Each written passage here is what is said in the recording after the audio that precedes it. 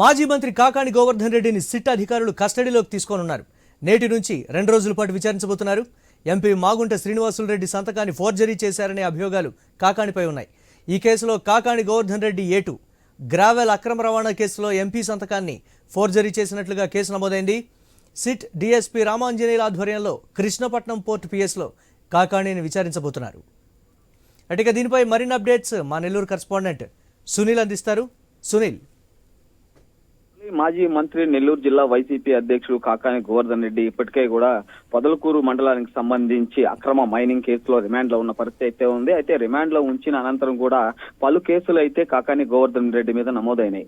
దీనికి సంబంధించి కూడా ఇటీవల రైల్వే సంబంధించి కూడా ఒక కేసు నమోదు అవడంతో పాటు కూడా నెల్లూరు జిల్లాలోని రైల్వే కోర్టుకు అయితే హాజరుపరిచిన అనంతరం మళ్ళీ కూడా 14 రోజులు రిమాండ్ అయితే విధించిన పరిస్థితి అయితే నెలకొందని చెప్పుకోవచ్చు. అయితే దాదాపుగా ప్రస్తుతం ఈ రోజు నుండి కూడా 2 రోజుల పాటు కాకాని గోవర్ధన్ రెడ్డిని అయితే కూడా సిట్ అధికారులు కస్టడీలోకి తీసుకొని ఉన్న పరిస్థితి అయితే ఉంది. అయితే దీనికి సంబంధించి కూడా అక్రమ గ్రావెల్ కు సంబంధించి ఏదైతే అక్రమంగా గ్రావెల్ తరలించారో ఈ గ్రావెల్ కు సంబంధించి కూడా ఎంపీ మాగుంట శ్రీనివాసులు రెడ్డి సంతకాన్ని ఫోర్జరీ చేశారనే ఆరోపణతో కూడా సిట్ అధికారులు అయితే విచారణ చేపట్టిన పరిస్థితి అయితే ఉంది. అయితే దీనికి ఈ విచారణకు సంబంధించి కూడా ఈ రోజు 10 గంటల నుండి నెల్లూరు జైలు నుండి కూడా కాకాని గోవర్ధన్ రెడ్డిని కృష్ణపట్నం పోర్ట్ లోని పోలీస్ స్టేషన్ లో అయితే విచారణ చేసే పరిస్థితి అయితే ఉంది. ఈ విచారణకు సంబంధించి కూడా దాదాపుగా కూడా సిట్ డిఎస్పీ రామాంజనేయుల ఆధ్వర్యంలో కూడా ఈ విచారణ జరగనున్న పరిస్థితి అయితే ఉంది. అయితే 10 గంటల నుండి నెల్లూరు జిల్లా జైలు నుంచి కూడా కాకాని గోవర్ధన్ రెడ్డిని కృష్ణపట్నం పోర్ట్ లోని పిఎస్ కి అయితే తరలించిన పరిస్థితి అయితే ఉంది. దీనికి సంబంధించి ఏర్పాట్లు అయితే జరుగుతున్న పరిస్థితి అయితే ఉంది. అయితే దీనికి సంబంధించి కూడా జైలు నుంచి బయట రాగానే కాకాని గోవర్ధన్ రెడ్డి చూసేందుకు వైసీపీ నాయకులు అదేవిధంగా వైసీపీ అభిమానులు కూడా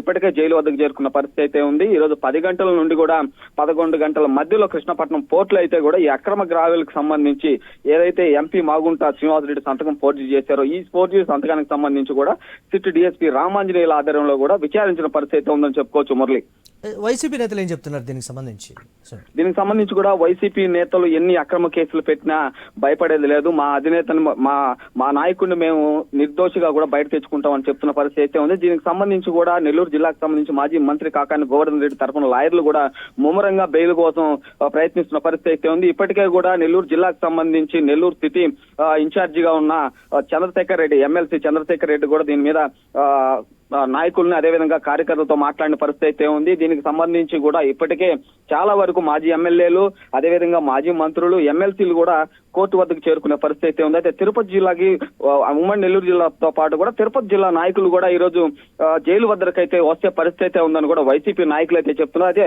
రాబోయే కొద్ది రోజుల్లోనే కాకాని గోవర్ధన్ రెడ్డి బెయిల్ పై బయట తీసుకొస్తామని కూడా వైసీపీ నాయకులు అయితే నెల్లూరు జిల్లాలో చెప్తున్న పరిస్థితి అయితే ఉంది. Murali, right, thanks for updates.